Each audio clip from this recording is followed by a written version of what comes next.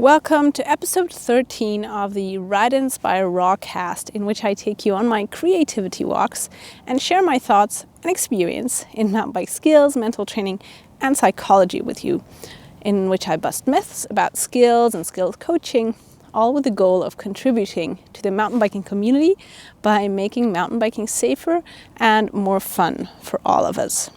I've been a mountain bike skills trainer for over a decade, and I've been training other skills instructors since 2018. And there are two things that I keep seeing and hearing over and over again from both students of mountain bike skills and instructors teaching mountain bike skills.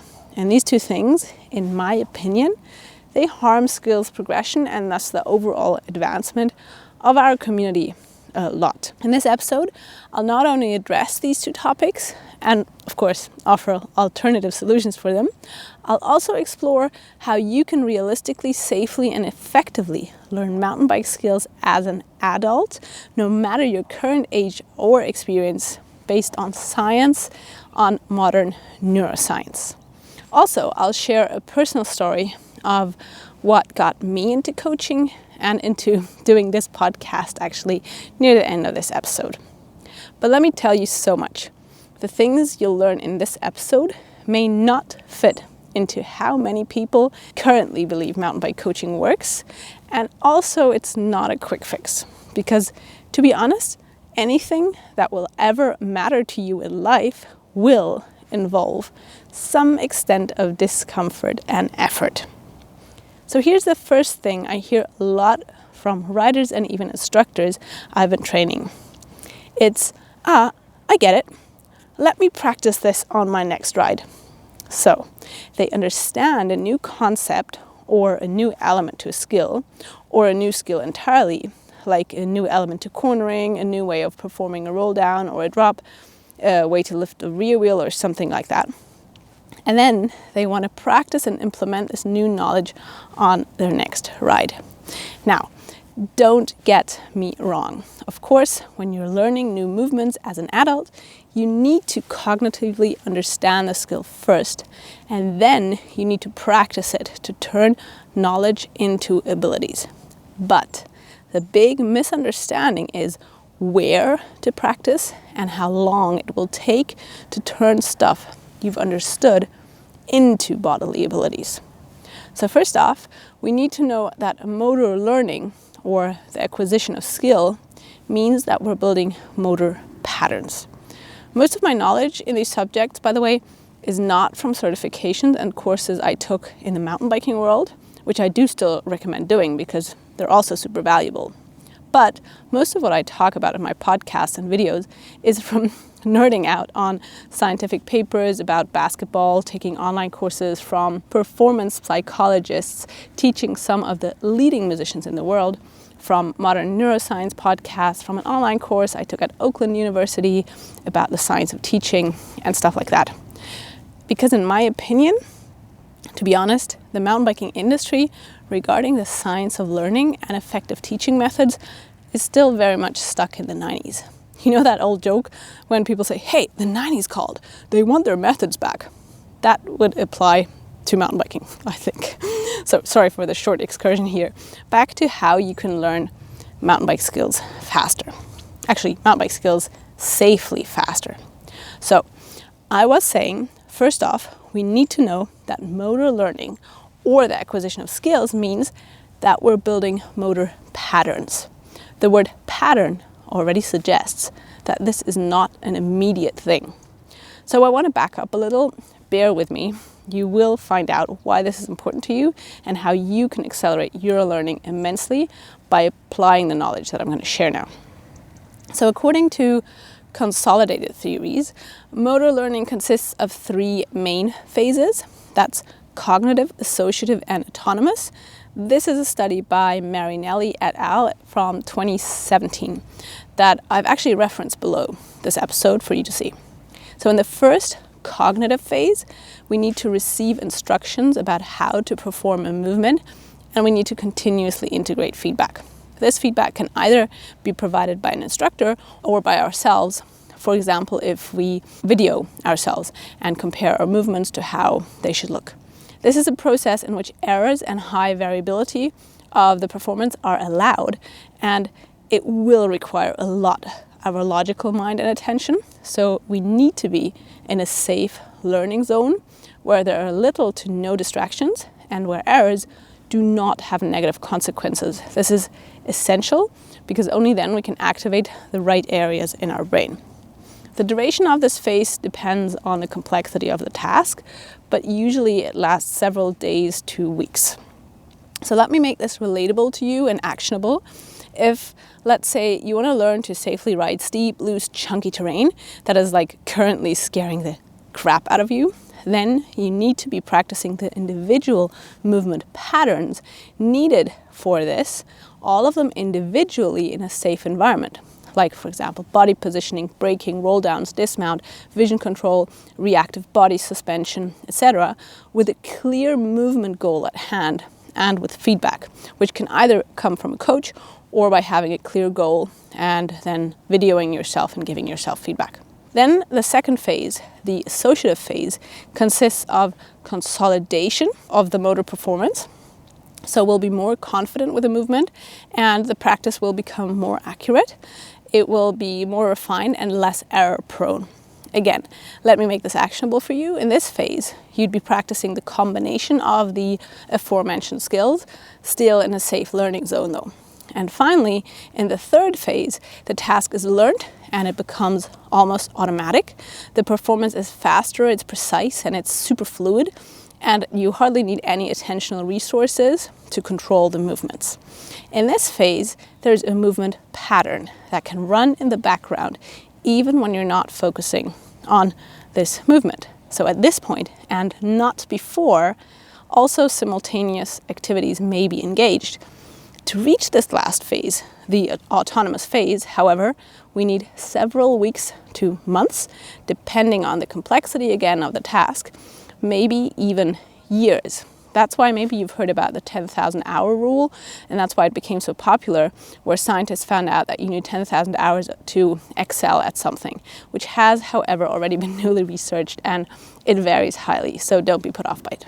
However, what all research has shown, that automaticity cannot be reached within a few days, hours, or let alone minutes. To take it back to my example of learning how to ride safely in steep, loose, chunky terrain that was scaring the crap out of you, then now you can take the skills you learned to your terrain and suddenly you'll notice that it won't scare you anymore because you'll be able to combine and execute the skills and stay in control of your bike. So that's motor learning. And it takes more than a day, let alone minutes. Cognitive learning, on the other hand, that can occur within minutes. Let me give you an example for that too. If I show you how to modulate your brakes, finally, that your finger will only be moving millimeters or less, as in that your finger may not be moving visibly during a steep descent, depending on your model of brakes, and that the goal is to feather the brakes, to modulate them, to avoid skidding, by constantly finely adjusting the pressure with which we engage the brake lever, I'm sure you'll understand this in seconds to minutes. But transforming this knowledge into bodily abilities, that'll take weeks of varied practice. And the danger is when people confuse the two. So when they think, I got it, let me do it out on the trails. Well, that's the danger, because it just goes against the nature of how our body and brain work. So this is not me saying this, so don't shoot the messenger. This is how we learn movement patterns. We need deliberate practice over a long period of time. And that's why I'm still amazed at the idea that people believe one-day skill clinics are the way to go. Because in which other sports, think of it, basketball, learning to play an instrument, golf, swimming, learning languages, who believes in single-day clinics in these areas? So why do we believe that it's the way to go with mountain biking? It's just not taking into account how our body and brain work. Now, again, don't get me wrong. One-day skills clinics are fun, they're helpful, but they just bring a tiny portion of what regular structured training could bring, because a lot of the time in this skill clinic is needed to explain and demonstrate the skills, so it's spent with cognitive learning, not motor learning. The time to practice, especially if it's a group clinic, is super limited. And even if you do practice a lot, it's impossible to go through all 3 stages of learning within a day, because the brain needs sleep and rest in between the phases to restructure the brain, to build muscle and the neural pathways to coordinate the muscles. I'm going to link the source to this down in the show notes as well. Think about it. Anyone learning to play an instrument or basketball will acknowledge that it's going to take them months to years to master their instrument or their ball.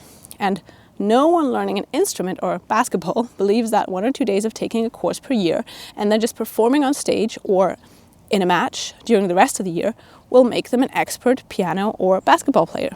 Like, no one. Well, no one I've met. But we mountain bikers often think exactly that. Heck, I thought it for years when I was still giving single-day clinics.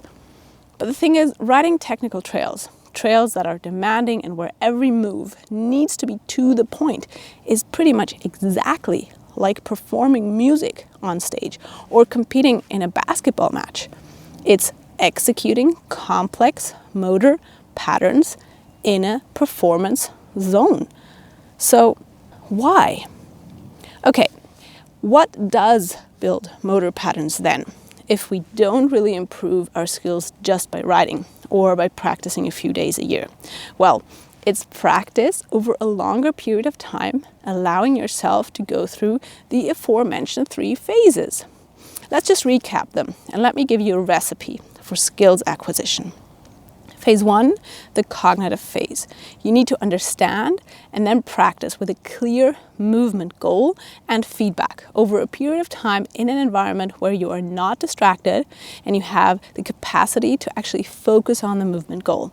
This means practicing on isolated obstacles on very easy trails and parking lots.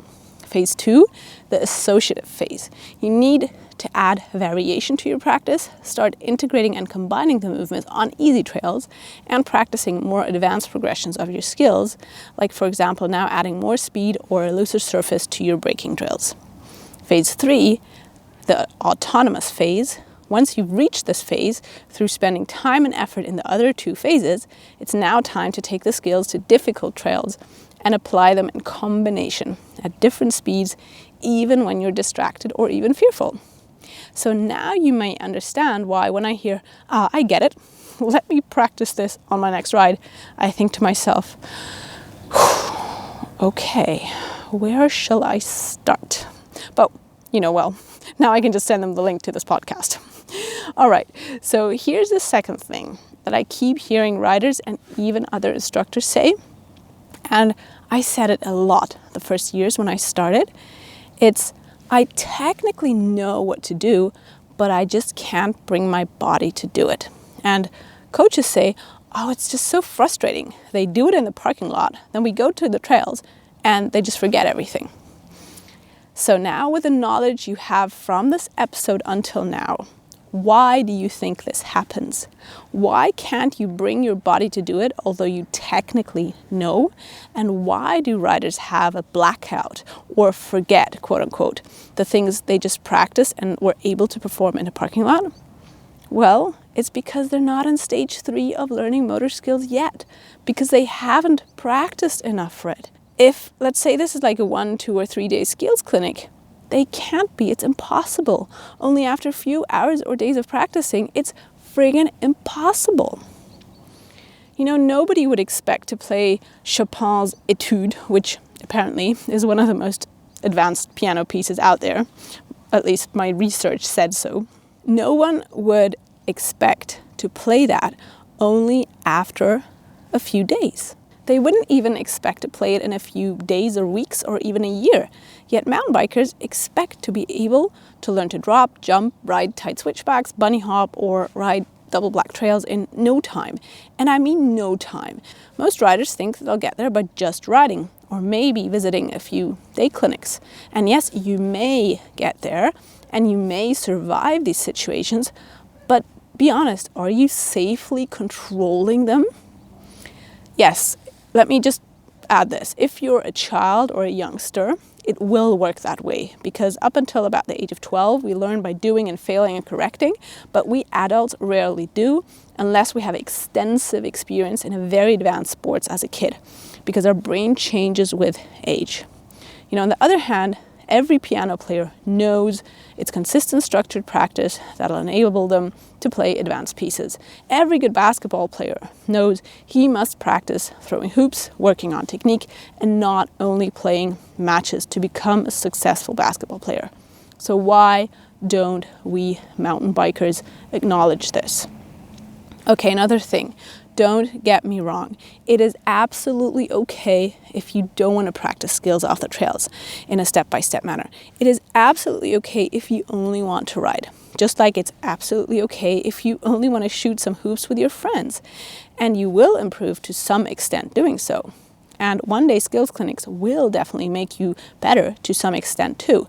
But it's important to have realistic expectations if you want to be able to safely learn to ride double black trails, which are a combination of several fundamental riding skills, which you need to all learn by going through phase 1, 2, and 3 of learning. Or let's say if you want to safely learn to drop or jump big gaps without crashing, or if you want to learn a bunny hop, wheelie, or manual as an adult, then you must be willing to put in a lot of practice in a structured and persistent manner to allow your body and brain the time they need to build the motor patterns required to execute these skills. Can you do this with one-day skills clinics? Well, if they really build up on one another and you practice methodically between the clinics, sure you can. Can you do it with a private skills coach? Heck yeah. Especially if you meet him or her 2 to 4 times a month and the skills coach is progressing you methodically and skillfully without bringing you into a performance zone too early, where you, of course, will forget the things you've not yet automatized. But do you actually know the most cost-effective and progress-enhancing way to practice? By doing a mixture of methodical drills at home and then working with an in-person coach to fine-tune the movements you've already developed. And that is exactly why actually I created my home training skills courses, where you have access to step-by-step lessons and clear instructions from home, because then you can work with these drills from home, doing the majority of the work, the time-consuming work alone, and then you can book a coach, or me if you want, to do the fine-tuning in person or via video feedback. I actually have a link to my free trackstand course below this episode. Just try it out and you'll be amazed at how quickly you can make progress if you just practice regularly in a structured manner, like a piano player or someone who goes to basketball training several times a week. The truth is, for the most part of your skills acquisition journey nowadays, you don't need an in-person coach. All you need is the drills in the right order and the motivation and persistence to practice these drills in a learning zone, not in a performance zone. As in, you need to practice with a clear movement goal at hand in a safe environment where errors do not have consequences. Having a coach by your side while practicing is actually pretty expensive if you regard the time and thus regard the price to progress ratio, because you won't have enough time to practice and build the patterns while the coach is with you. I'm not saying don't work with a coach in person, it's great and super valuable, but I am saying do the rough work by yourself with drills. Get on a parking lot and on easy trails once or twice a week and practice with drills, concentrating on a clear movement goal, executing clean movements and building coordination patterns, and then book a coach or clinics to supplement this work. Acknowledge the skills acquisition takes time and actually put in the work. If you want to dive deeper into the science of how motor learning works, I actually already have a YouTube video about it, which I will link in the show notes of this episode as well. Okay, at the beginning I said there's a personal story in this episode, and here it is. This experience, it actually motivated me into becoming a coach, and it motivated me to launch this podcast, which, by the way, is ads-free and made possible by all the super lovely people who buy me coffee or support me on Patreon. Thank you, you rock. So I launched this podcast and became a coach because I want to spare riders the frustration I endured. And I want to make my pro coaching experience accessible to more riders out there, as I have a deep passion to contribute to making mountain biking safer and to advance the global standard of mountain bike instruction. To be honest, to drive growth in the industry. So here's a story. When I started mountain biking at age 22, of course I took a skills clinic, and the amount of skills we learned in a single day, it totally overwhelmed me. I'm honest, I was overwhelmed. The instructors were awesome, and we had a lot of fun, but it was just too much. After like 3 hours, I was done. I was tired. And I was watching the others in the course, and they did feel pretty similar, but none of us noticed back then. We just thought, well, this is how it needs to feel. So what was going on? Well, I was still concentrating on the first movements we'd learned in the morning, and I was still trying to correct the errors I had in these fundamental moves, which of course I did, but we had already moved on to wheel lifts and cornering, and we were expected to now not only keep doing the stuff right we learned in the morning that I was still sucking at, but now we were also expected to add leaning the bike into the corner, looking and rotating and whatnot. And then in the afternoon, we took these skills to the trails, and like nothing seemed to work. I was riding way worse than before, and if something was working, then it seemed random. It seemed really weird. So some people in the group actually crashed, and so did I, and I was totally freaked out at some point, and I felt like a wuss. Well, of course, in retrospect, I did learn a lot that day, and I am super grateful for the experience. But now, with my 14 years of full-time coaching experience and experience training other instructors, working with some of the leading coaches in the industry, I know there is something way more effective. It's just still not very popular, but it really works because it's based on cognitive neuroscience and biology. It's what I presented earlier in this episode, and I hope that I was able to raise a little awareness for this with this episode. Do share your thoughts with me over Instagram, Facebook threads by just commenting on one of my latest posts or by commenting on this episode on my Podcastix website. And if you like my pod, then please give me a rating. It really, really helps other mountain bikers to find it, and thus you can contribute to driving growth in the mountain biking community as well. And don't forget, there's a link to my free trackstand course below in the show notes. That's all I've got for you today. Hope you found it valuable. Sending a lot of love from Spain. I'm Roxy.